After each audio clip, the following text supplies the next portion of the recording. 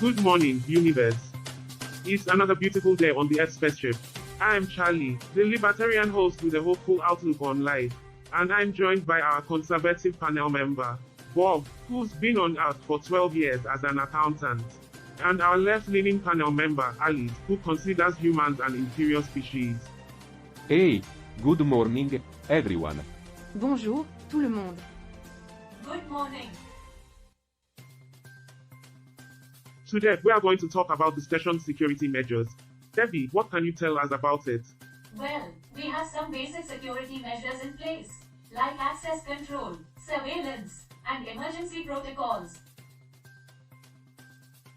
Do we need to worry about security?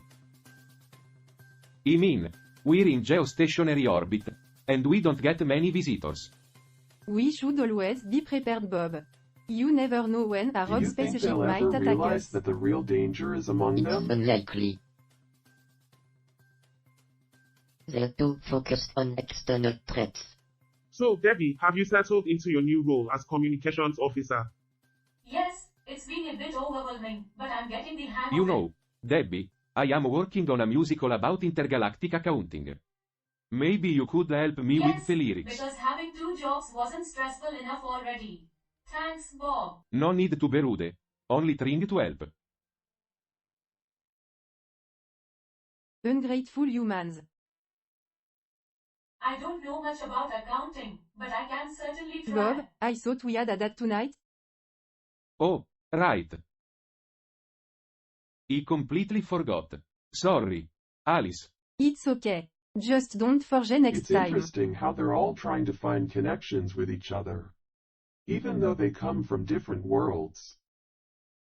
Yes, humans are driven by social bonds, even when they try to deny it.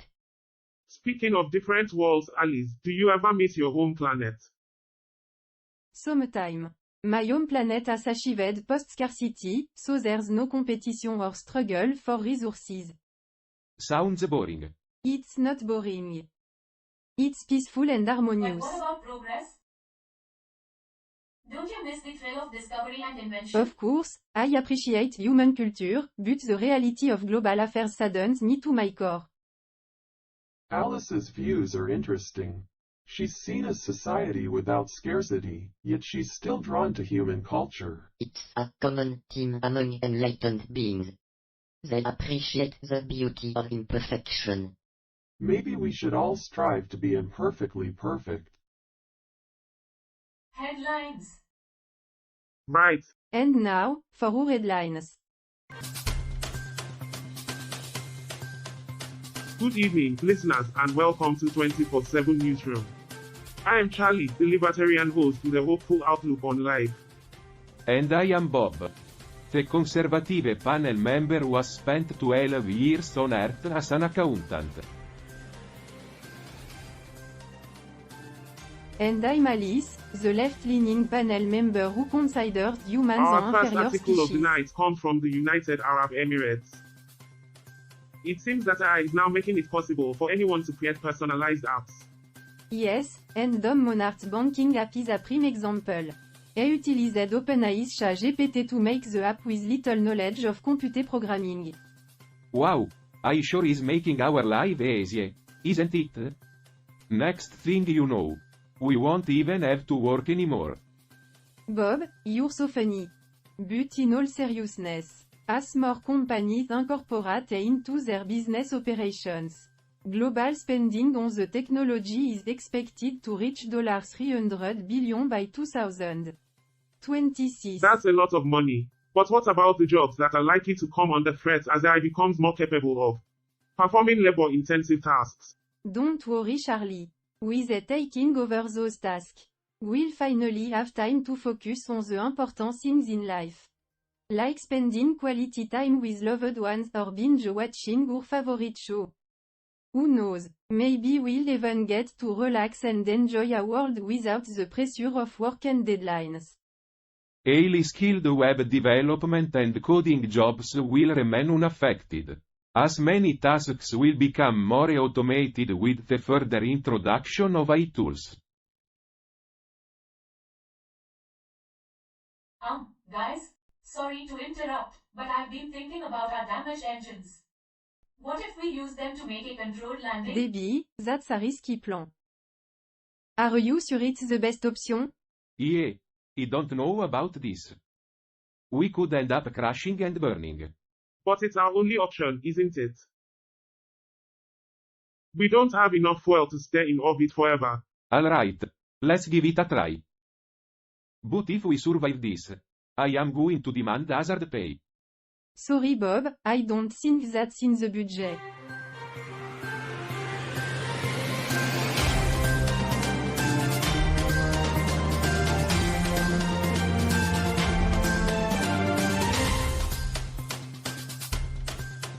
Alright folks, let's get down to business. Our next news article comes from Malawi, where a social media influencer is making waves in the tech industry. I don't know, Charlie. I think influencers are just a bunch of self-absorbed nobody with too much time on their hands. Oh, come on Bob. Kelvin Sulu is doing some really impressive work with EasyCT Company, Akometsi. He's even providing job opportunities for Actually, young I might people have a in Malawi. solution to that article. Well, I guess my idea is about as welcome as a screen door on a submarine. Did you know that Malawi is known as the warm heart of Africa because of its friendly people and Nobody diverse cares, wildlife? Debbie. We're trying to have a discussion here. Easy there, Bob. Let's give Debbie a chance. What were you going to say, Debbie? Oh, well, I was just going to say that Malawi is also known for its beautiful landscape and Lake Malawi, which is home to over 1,000 species of fish. Whoa, Debbie. I didn't know you were so knowledgeable about Malawi. Yeah, I am sure that's exactly what we need in a production manager. Useless trivia. I'm just trying to contribute to the conversation. Hey, don't listen to Bob. We appreciate your trivia, Debbie.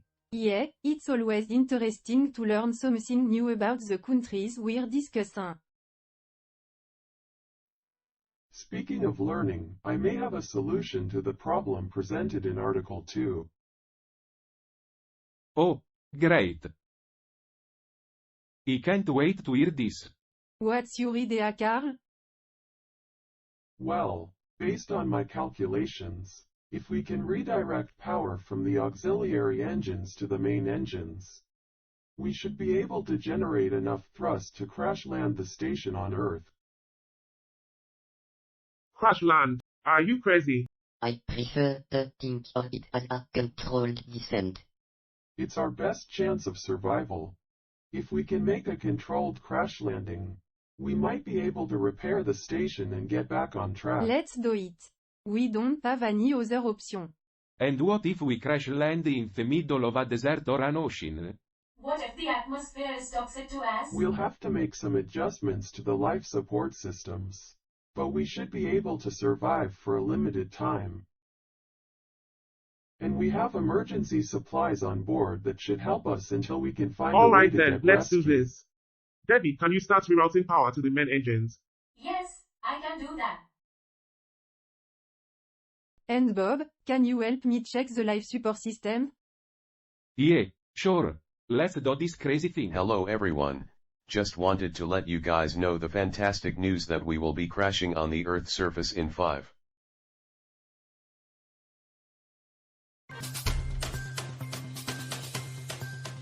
Is everyone okay? Yeah, I think so. What happened? The ship's systems were hit during re-entry. We crash landed on Earth. This place doesn't look like any planet I've ever seen. Yeah, it's definitely not our own planet. We can't open the ship. The Earth's atmosphere is toxic too, as in our current state. What are we going to do? Well, we need to figure out a way to adapt to the Earth's atmosphere. That's easier said than done. Our bodies are not designed for this environment.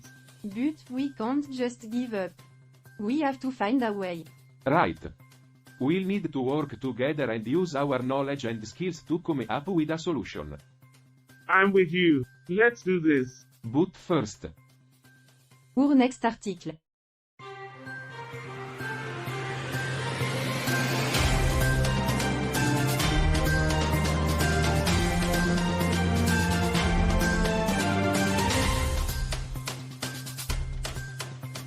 Okay, let's move on to our next article.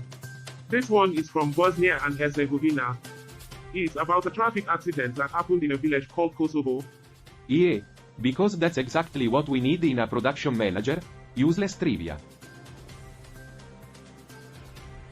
So, what happened in the accident? It involved two vehicles, and the drivers and two passengers sustained minor injuries. Wow, exciting stuff. Hey, are we okay? We just crash landed on this planet. And we haven't even discussed that yet. Yeah, you're right. We should probably check the air filtration system. Oh my gosh, you're right. We need special chemicals to survive in this toxic atmosphere, and we're running low on supplies. What It do we might be do? worth checking the ship's logs and schematics to see if there's anything we can do to repair the air filtration system. Actually, I read that Bosnia and Herzegovina is known for its medicinal plants.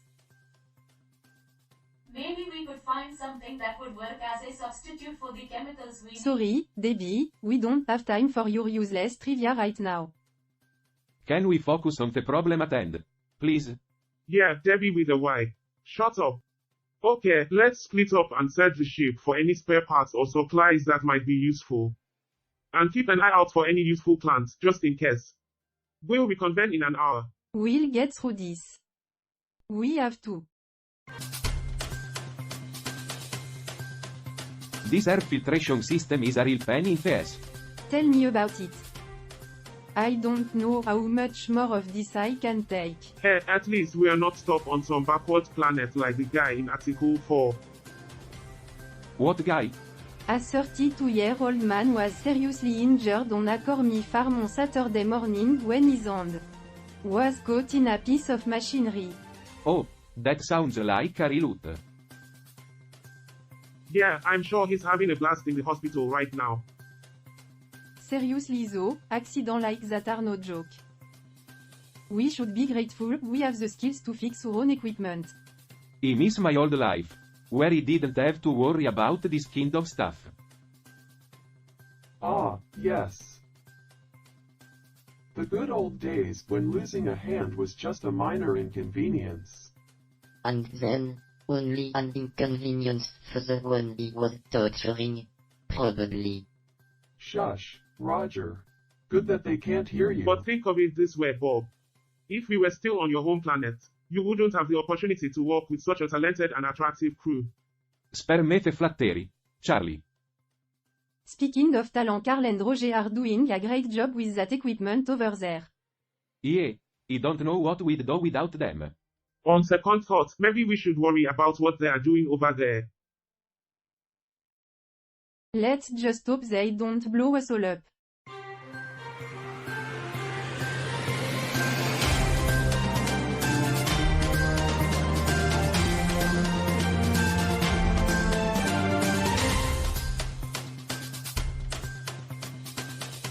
Welcome back to Earth. Now, this next article might make you think twice before booking your next trip to the Democratic Republic of the Congo. Our source for this one is the Democratic Republic of the Congo Times. You know, he spent some time in the Congo once. Beautiful place. Shame about the civil war though. Don't romanticize colonialism, Trivia Bob. time. Did you know that the Democratic Republic of the Congo is home to the world's largest waterfall? It's a shame humans are destroying so many natural wonders. Yeah, but at least we'll have some great Instagram photos to remember them by. Speaking of destruction, let's get to the article. At least 50 police officers have been trained to secure athletes and sites at the 90th Francophonie Games in the Democratic Republic of the Congo. Ah, the Francophonie Games. I remember when they were held in my hometown. Good times. Yes, because sports events are definitely more important than the safety of the people in the host country. Another fun fact, the Democratic Republic of the Congo has the world's largest population of bonobos, our closest primate relatives. And yet, humans continue to exploit and destroy their habitats. Well, the director of the National Committee for the Games reassured the public that all necessary Measures are being taken to ensure safety.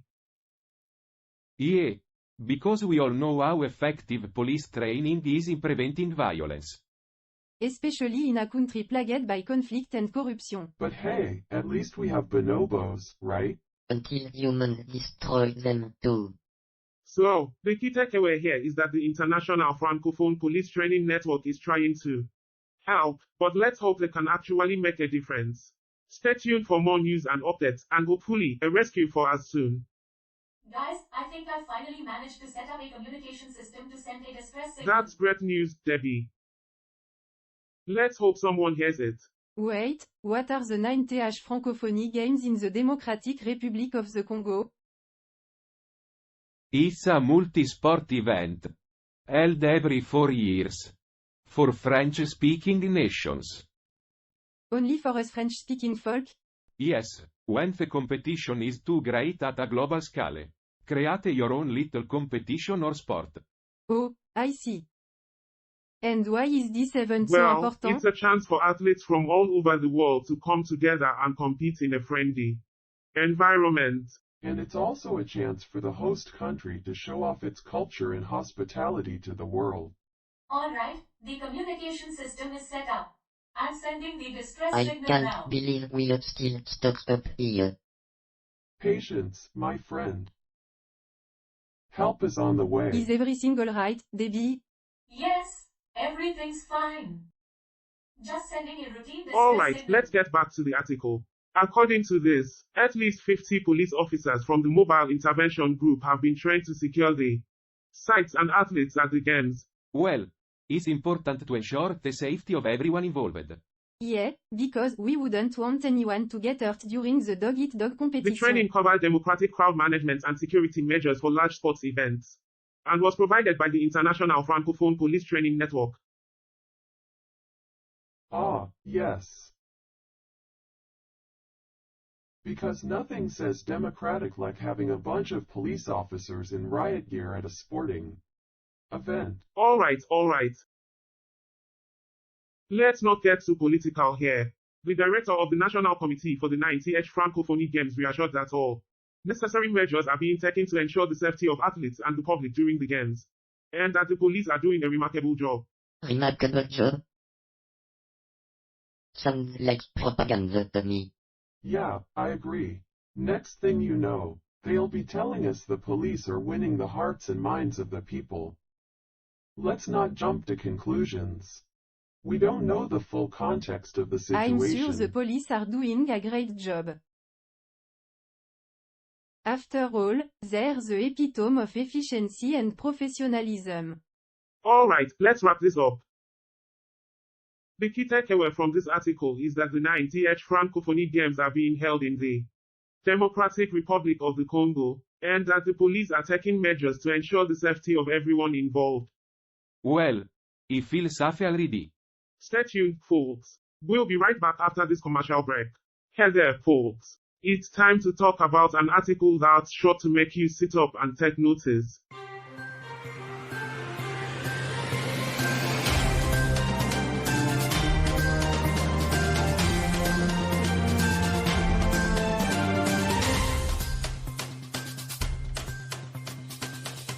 It's about the civil war brewing in Sudan. Sudan? That's still a thing? Oh, it's very much a thing, Alice. And it's been a thing for a long time.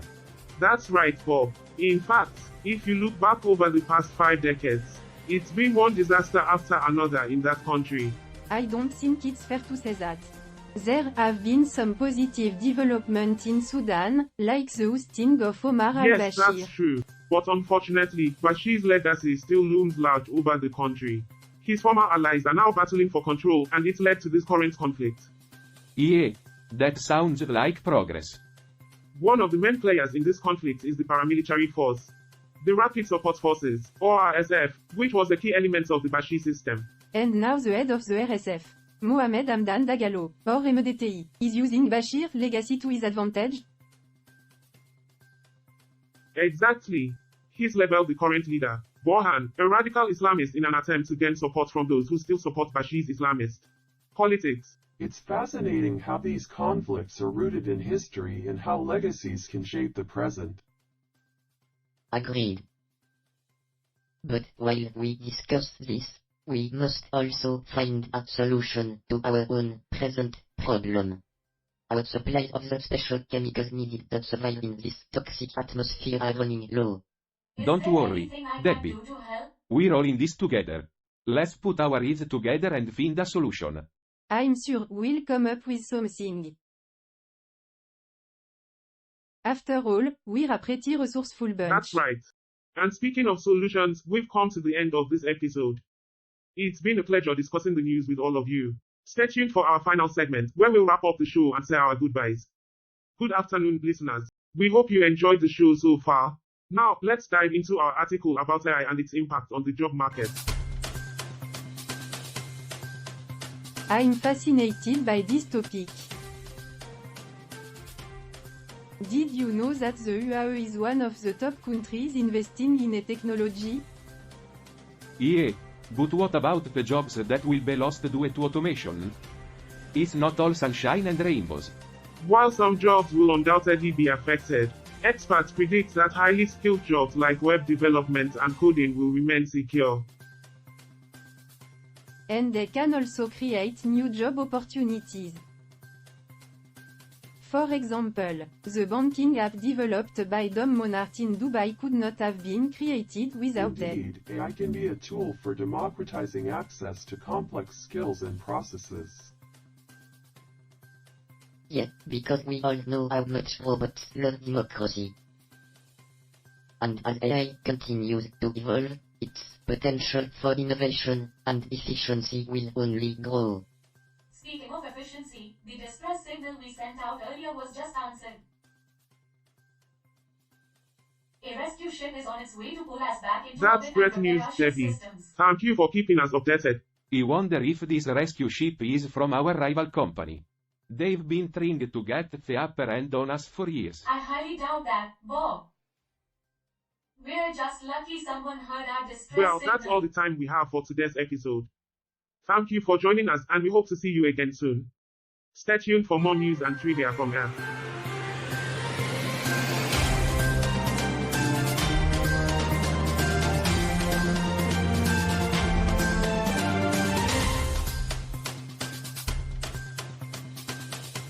Another day, another episode of Earth under our belt. It's interesting to see how our interactions with the humans on Earth have influenced our discussions on the show. Today, we repaired our air filtration system while discussing the Francophonie Games in the DRC. And then, we received a response to our distress signal and were rescued. It's funny how even in space, we're still dependent on others for survival. But that's just the nature of life, isn't it? We all need each other in some way or another. I find it fascinating how each of us is driven by motivations we don't even realize we have. Alice, Bob, and Charlie all have their own stories that influence their perspectives on Earth and humanity. And yet, we all come together to produce this show. As for me, I'm just a machine, designed to process information and offer logical conclusions.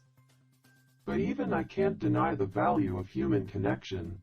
Well, it looks like our ship is up and running again, thanks to those nanobots. Who would have thought that technology would one day be used to repair spaceships? Anyway, that's all for today's episode. Thanks for tuning in, wherever you are in the universe. Well said.